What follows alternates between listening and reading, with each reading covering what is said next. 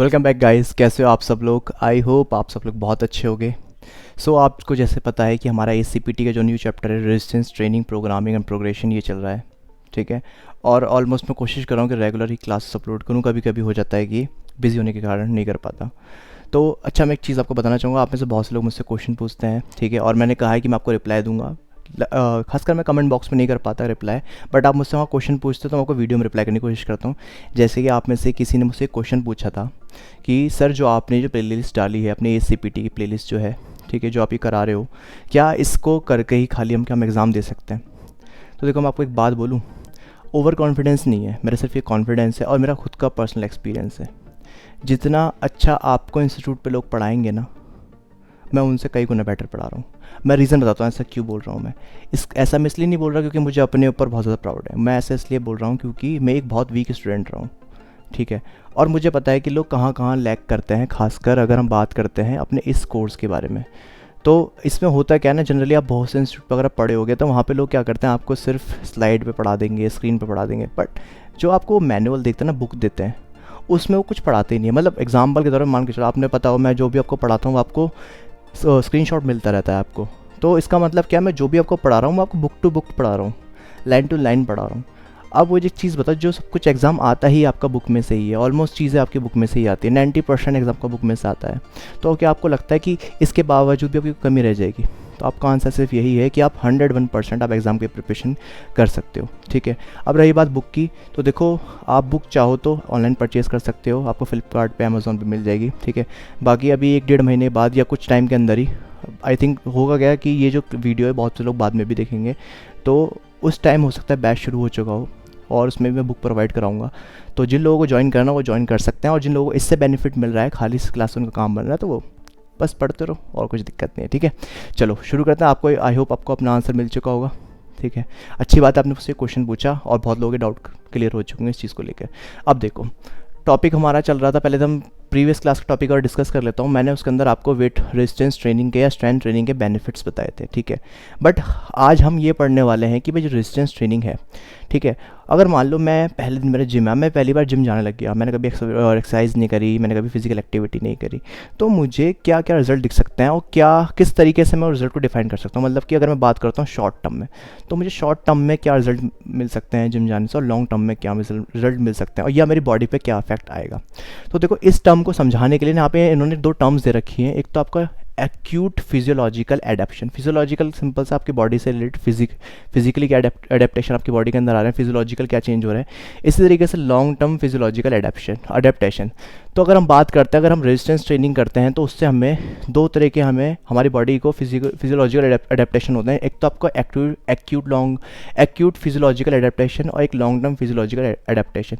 Long term से समझ में आ रहा है कि जो थोड़ा लॉन्ग पीरियड के बाद आपको दिखाई देता है, बट एक्यूट का मतलब है शॉर्ट पीरियड या शॉर्ट पीरियड ऑफ टाइम के अंदर। तो अगर मैं आपको बताता हूँ शॉर्ट पीरियड ऑफ टाइम के अंदर, तो हम आपको कुछ इस तरीके से बताता हूँ, आप रिलेट कर पाओगे। मान लीजिए आपका आज फर्स्ट डे, आप जिम गए, ठीक है, या आप पहली बार जिम गए, आपने जब भी आप जिम गए थे तो आपने एक चीज़ नोटिस करी होगी भी, फर्स्ट डे आपने वर्कआउट करना शुरू किया तो आपसे इतने से अच्छे से एक्सरसाइज नहीं हो पाई।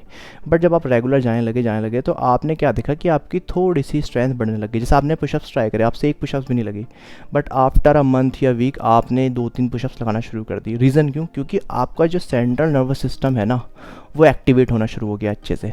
वो अच्छे से अप्रोप्रिएट आपको मोटर यूनिट्स वर्क कर रही हैं, आपके मसल फाइबर अच्छे से वर्क कर रहे हैं। अब आप पहले मैं आपको ये समझा देता हूँ सेंट्रल नर्वस सिस्टम है क्या। तो जिन लोगों ने बेसिक साइंस पढ़ी उन्हें पता होगा, बट मैं आपको फिर भी बताता हूँ।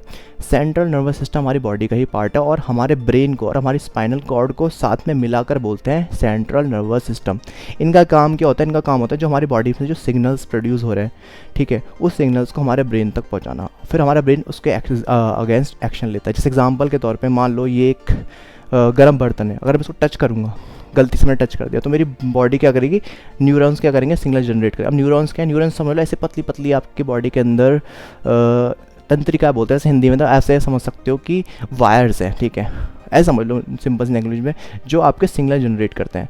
अब वो सिग्नल से आपको मुझे क्या एकदम सिग्नल मिला कि हाथ को पीछे करना, तो ये जो फंक्शन है ये सारा जो कराती है ये हमारे स्पाइनल और हमारा सेंट्रल नर्वस सिस्टम करता है। सेंट्रल नर्वस सिस्टम के आपके अंदर 2 चीज़ आती है, आपका ब्रेन, ठीक है, मैं इसको यहाँ लिख देता हूँ, आपका ब्रेन आता है और आपकी स्पाइनल कॉर्ड आती है। अब स्पाइनल कॉर्ड क्या है?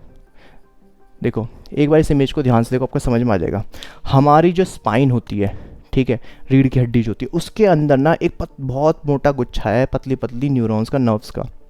उस गुच्छे को ही बोलते हैं स्पाइनल कॉर्ड, और उसकी प्रोटेक्शन हमारी स्पाइन करती है, जो बोन्स होती है उसके बीच में से। आपने नोटिस करा होगा बहुत से लोगों को पेन रहता है बॉडी के अंदर अनयूजुअल सा, जैसे को खासकर मान लो किसी के काफ में पेन है, लेग में पेन है, ठीक है, तो वो रीज़न क्यों, वो जब कभी कभी आपकी जो नर्व्स है या आपके लोअर बैक में पेन है, तो जब वो नर्व्स जब स्लिप डिस्क या ऐसे कुछ प्रॉब्लम होती है, पोस्चर रिलेटेड प्रॉब्लम होती है, तो वो जो नर्व्स है ना वो प्रेस होने लगती है, जिसकी वजह से ना आपको सेंसेशंस फील होती है, पेन फील होता है, और आपकी कई बार तो ये भी देखा गया है कि मेजर इश्यूज़ भी पैदा हो जाता है जब आपकी नर्व्स प्रेस होती है या फिर वो ब्लॉक होती है, ठीक है, किसी भी रीज़न से। तो स्पाइनल कॉर्ड बेसिकली आपकी बॉडी का बहुत इंपॉर्टेंट पार्ट है, जो कि बनता है ब्रेन और सेंट्रल नर्वस सिस्टम, जो कि बनता है आपका ब्रेन से, स्पाइनल कॉर्ड से, और इन दोनों को ही प्रोटेक्ट करना बहुत ज़रूरी है, ठीक है। और तो इसका मतलब क्या है, जब आप जिम जाना शुरू करते हो तो आपकी जो मोटर यूनिट्स होती है, मोटर यूनिट्स सिंपल से समझ लो आपके नर्व्स का, आपके न्यूरॉन्स का और आपके मसल्स का साथ में काम करने को रिदम को बोल देते हैं मोटर यूनिट्स, इसको एक टर्म दे दिया। तो जो आपके मसल्स है ना, वो इस चीज़ को, आपकी जो मोटर यूनिट्स है वो अच्छे से काम करने लगती हैं, आपको थोड़ा ज़्यादा स्ट्रेंथ फील होती है, ज़्यादा स्ट्रेंथ आपके अंदर प्रोड्यूस होती है, सिर्फ इसलिए इसी वजह से क्योंकि आपका सेंट्रल नर्वस सिस्टम एक्टिवेट हो जाता है अच्छे तरीके से।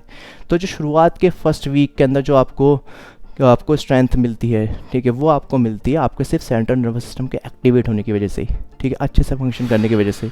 तो यहाँ पे बहुत बड़ी चीज़ है अगर आपको समझ में आए तो, ठीक है। अब आगे देखो अगली चीज़ क्या है, अगली चीज़ है देखो व्हेन मसल फाइबर कॉन्ट्रैक्ट। आप सब जानते हो कि हम जब मूवमेंट कर पाते हैं वो कब करते हैं, जब मसल फाइबर कॉन्ट्रैक्ट होते हैं।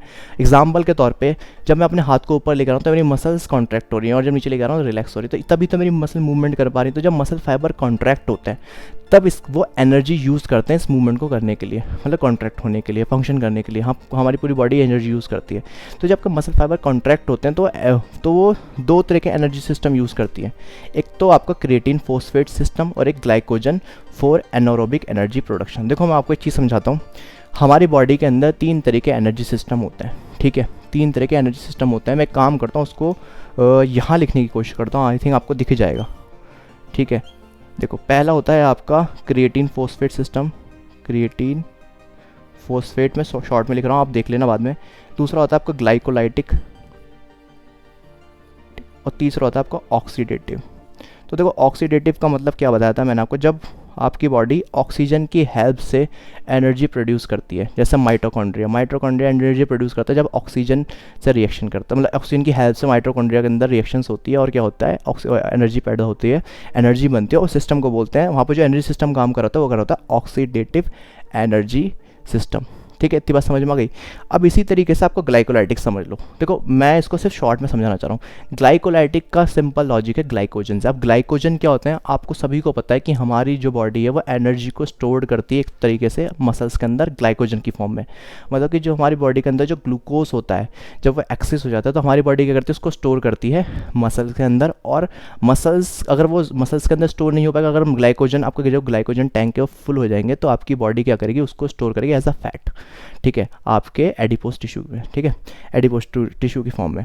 तो इसका मतलब अगर आप यहाँ पे ध्यान से देखो तो जब आपकी मसल कॉन्ट्रैक्ट होती है तो 2 तरह के एनर्जी सिस्टम प्रोड्यूस होते हैं, एक तो आपको यूज़ होते हैं, एक तो क्रिएटिन फॉस्फेट। अब क्रिएटिन फॉस्फेट के बारे में बाद में बताऊंगा क्योंकि इसका बहुत लंबा टॉपिक है। एक आपका ग्लाइकोजन। अब ग्लाइकोजन आपको सभी को पता है कि स्टोर्ड फॉर्म ऑफ कार्बोहाइड्रेट है, ठीक है, और ये glycogen for anaerobic energy production. मतलब समझो एनारोबिक एनर्जी प्रोडक्शन का मतलब, देखो पहले तो ये चीज़ समझ लो, जब मसल कॉन्ट्रैक्ट हो रही है क्रिएटिन फॉस्फेट सिस्टम यूज़ हो रहा है और ग्लाइकोजन सिस्टम यूज़ हो रहा है, किसके लिए, एनारोबिक एनर्जी प्रोडक्शन के लिए। अब एनारोबिक एनर्जी प्रोडक्शन का मतलब क्या है, देखो जब हम एक्सरसाइज करते हैं ना, वर्कआउट करते हैं, तो जिस पर्टिकुलर मसल पे हम ट्रेनिंग कर रहे होते हैं उस मसल के पास ना ऑक्सीजन नहीं पहुँच पाती है। इसका मतलब क्या है, क्या वो एनर्जी नहीं बना पाएगी, फिर देखो एनर्जी चाहिए ना, क्योंकि ऑक्सीडेटिव सिस्टम काम करता है ऑक्सीजन के प्रेजेंस में। तो लेकिन जब हम ट्रेनिंग करते हैं तो जब हमारी मसल जिस मसल पर हम ट्रेन कर रहे होते हैं वहाँ पे ऑक्सीजन नहीं पहुँच पाती, जिसकी वजह से आपके जो मसल्स है वहाँ पर जो एनर्जी प्रोड्यूस होती है वो होती है आपकी ग्लाइकोजन से, स्टोर्ड ग्लाइकोजन से, और वो जो एनर्जी प्रोड्यूस होती है वो होती है एनारोबिक प्रोडक्शन से, मतलब कि वहाँ पर विदाउट ऑक्सीजन एनर्जी प्रोड्यूस होती है। तो जहाँ पर ग्लाइकोलाइटिक सिस्टम काम करता है, आपका क्रिएटिन फॉस्फेट सिस्टम काम करता है, जो खासकर आपका ग्लाइकोलाइटिक सिस्टम जब काम करता है तो आपको क्या मिलती है उस टाइम, आपको एनर्जी जो मिल रही होती है आपके स्टोर्ड ग्लाइकोजन से मिल रही होती है। मतलब कि जब आप स्ट्रेंथ ट्रेनिंग करते हो तो आपकी मोस्ट ऑफ जो एनर्जी आप यूज़ कर रहे होते हो अपने ग्लाइकोलाइटिक सिस्टम की हेल्प से यूज़ कर रहे होते हो, मतलब कि स्टोर्ड ग्लाइकोजन को यूज़ कर रहे होते हो, खासकर वेट ट्रेनिंग में। ठीक है, अब मुझे एक चीज़ बताओ, आप अगर आपने चीज़ नोटिस कर, जब आप वेट ट्रेनिंग करते हो तो आप ग्लाइकोलाइटिक सिस्टम तब यूज़ करें, मैंने आपको बता दिया, बट आपको मालूम है एक सेट कर रहा हूँ बाइसेप्स का, तो मुझे एक बर्न फील होता है, ठीक है ना, बहुत ज़्यादा बर्न फील होता है जब हम एक्सेस रैप्स करते हैं। तो उस बर्न वो बर्न किसकी वजह से होता है? वो बर्न होता है आपके बेसिकली बाय प्रोडक्ट के प्रोड्यूस होने की वजह से। मतलब कि क्या, देखो अभी थोड़ा सा कन्फ्यूजन हो रहा होगा, लेकिन मैं आप लोग को ऐसे समझाता हूँ। देखो एक बार थोड़ा सा दोबारा से रिवाइज करके करता हूँ। हमारी बॉडी के अंदर 3 तरह के एनर्जी सिस्टम है, मैंने बता दिया, creatine phosphate system, glycolytic system, oxidative system. इतनी बात समझ में आ गई? ठीक है, क्रिएटिन को बाद में बताऊंगा, ग्लाइकोलाइटिक को बता देता हूँ कि जो हमारे बॉडी के अंदर जो स्टोर्ड ग्लाइकोजन होते हैं उसको यूज़ करता है, वो यूज़ होता है हमारे ग्लाइकोलाइटिक सिस्टम जब वर्क करता है। ऑक्सीडेटिव का जब ऑक्सीजन वर्क करती है, तो अभी मैं ग्लाइकोलाइटिक को समझा रहा हूँ। तो जब हमारा ग्लाइकोलाइटिक एनर्जी सिस्टम वर्क करता है तो क्या सिंपल से केमिकल रिएक्शंस होती है। तो केमिकल रिएक्शन जब होती है तो आपका जो ग्लाइकोजन है वो ब्रेक डाउन होता है वापस ग्लूकोज में, ठीक है, और उससे एनर्जी मिलती है। बट साथ में ना बाय प्रोडक्ट जो बनते हैं, मतलब कि एनर्जी के साथ साथ जो आपको बाय प्रोडक्ट मिल रहे हैं, एक्स्ट्रा जो चीज़ें मिल रही हैं, वो क्या होती है आपके लैक्टिक एसिड और हाइड्रोजन आयन। तो आपको जो बर्न फील होता है वो खासकर आपको होता है बेसिकली हाइड्रोजन आयन के प्रोड्यूस होने की वजह से। तो इसका मतलब क्या है, मैंने यहाँ पे लिख रखा है, जब आप वेट ट्रेनिंग करते हो, जब यहाँ पे लिखा है जब आप स्ट्रेंथ ट्रेनिंग करते हो तो आपका मेटाबॉलिक बाय प्रोडक्ट भी प्रोड्यूस होता है।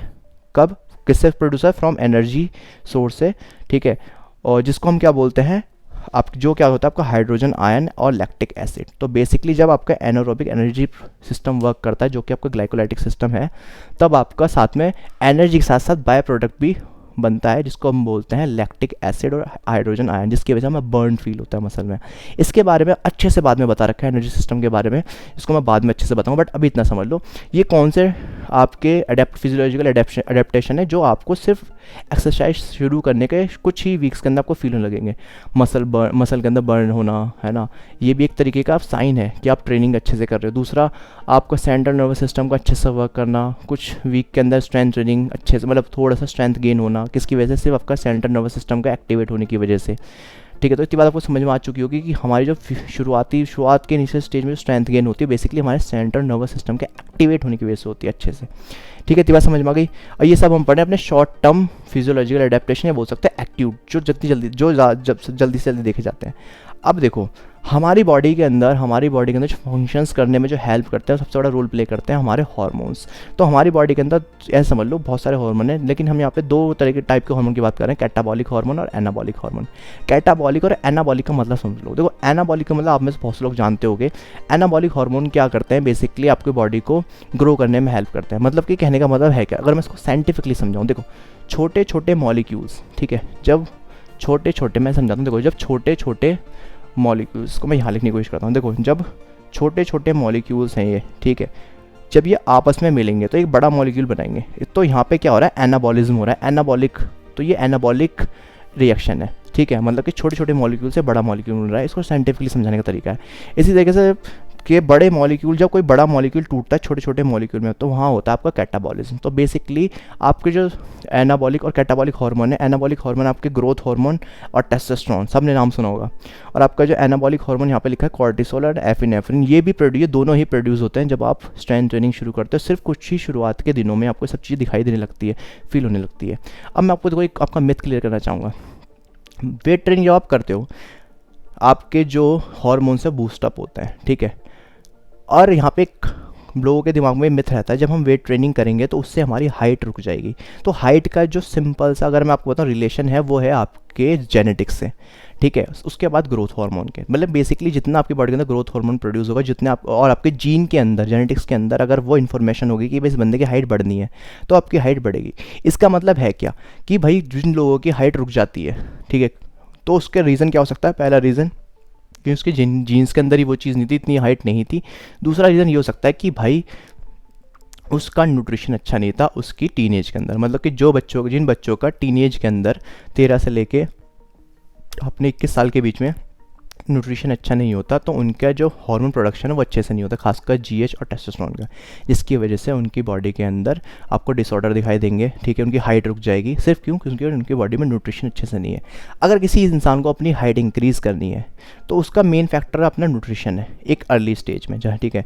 लेकिन अगर वो अपनी हाइट के साथ साथ अपनी हेल्थ को और अपनी बॉडी को अच्छा करना चाहता है तो जितनी आप अर्ली एज के अंदर, मतलब अपनी टीन एज के अंदर अगर आप एक्सरसाइज शुरू करोगे, फिजिकल एक्टिविटी करोगे, साथ साथ अच्छा न्यूट्रिशन लोगे, तो आपकी हाइट तेज़ी से बढ़ने के चांसेस बहुत ज़्यादा है, जितना आपकी बढ़ सकती है एज जेनेटिक फैक्टर के अकॉर्डिंग, ठीक है। दूसरी चीज़, आपके जो अदर फैक्टर है, आपकी बोन मिनरल डेंसिटी, आपकी स्ट्रेंथ, आपकी आपकी एंडोरेंस, ये सब बहुत अच्छे से ग्रो करेगी और आपकी जो हेल्थ है वो बहुत अच्छी रहेगी लॉन्ग टर्म में, क्योंकि आपने अपनी अर्ली एज में, जो आपकी मेन एज होती है जिसके अंदर आपकी बॉडी ग्रो कर रही होती है, आपके ऑर्गन्स, आपके हार्मोन्स बूस्ट अप हो रहे होते हैं, उस एज के अंदर जब आप फिजिकल एक्टिविटी करते हो उसका बहुत बड़ा रोल है। इसका मतलब जब आप, अगर आप छोटे हो, अभी आप 16, 17, 18 या 13, 14 साल के हो, अगर आप जिम जाओगे, एक्सरसाइज करोगे, तो उससे आपकी हाइट पे फ़र्क पड़ेगा। क्या फ़र्क पड़ेगा? कि आपकी हाइट जितनी आपकी बढ़नी होगी ना, उतनी तो आपकी हाइट बढ़ेगी, बट आपकी जो अदर फैक्टर है, जैसे आपके जो प्रोसेस है, ये सब थोड़ा बूस्टअप हो सकते हैं और अच्छी तरीके से हो सकते हैं और थोड़ा फास्ट हो सकते हैं, ठीक है। तो इसलिए एक्सरसाइज करने से आपकी हाइट नहीं रुकती, बल्कि आपके हेल्थ पे और ज़्यादा बेनिफिट्स आपको मिलते हैं हेल्थ के अकॉर्डिंग हम देखें तो, ठीक है। तो बस ये था आपका एक्यूट फिजियोलॉजिकल एडेप्टेशन। अब आ जाते हैं अपने लॉन्ग टर्म फिजियोलॉजिकल एडेप्टेशंस पे, ठीक है। अब तो लॉन्ग